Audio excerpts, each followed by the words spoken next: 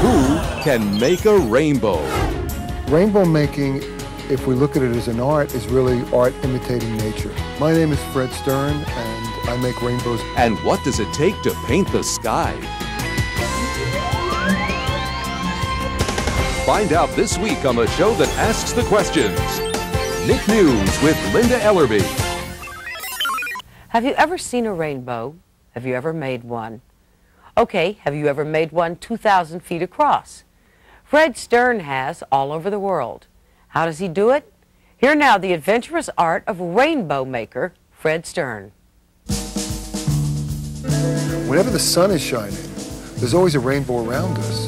And all you really need is the magic dust of some water droplets to make it appear. My name is Fred Stern, and I make rainbows in the sky.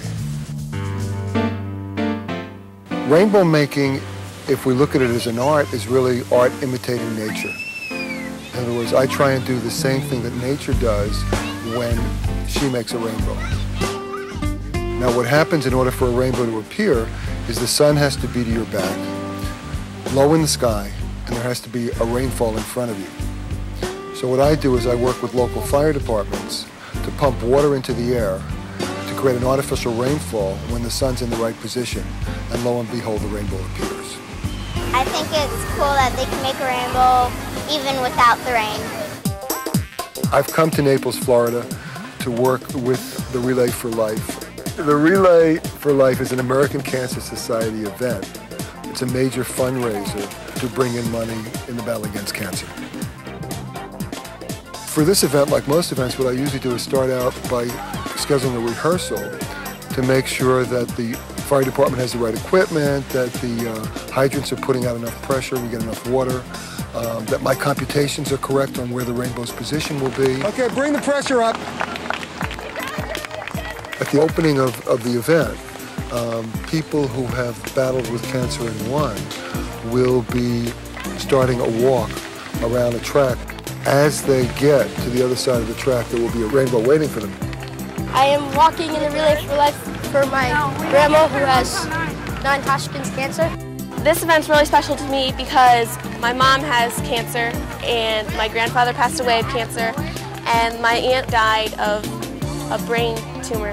I'm here to help people so they don't have to feel the same pain that I did. The rainbow is not a real object.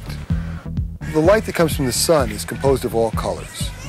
And most of us have seen light go through a prism, and the white light's broken up into red, orange, yellow, green, blue, indigo, violet.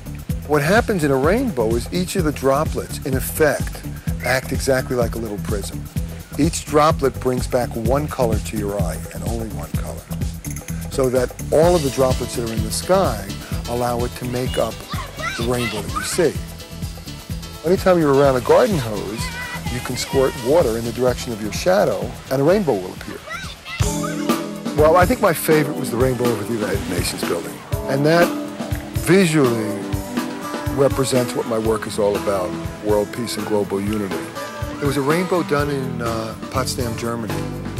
We used a fireboat for that one instead of a fire truck. The boats in many ways are easier because you don't have to worry about using water because the water just goes back.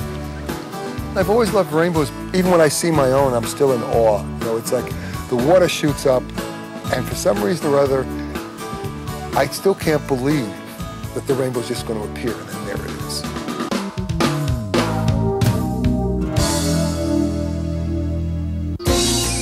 We'll be right back after these messages.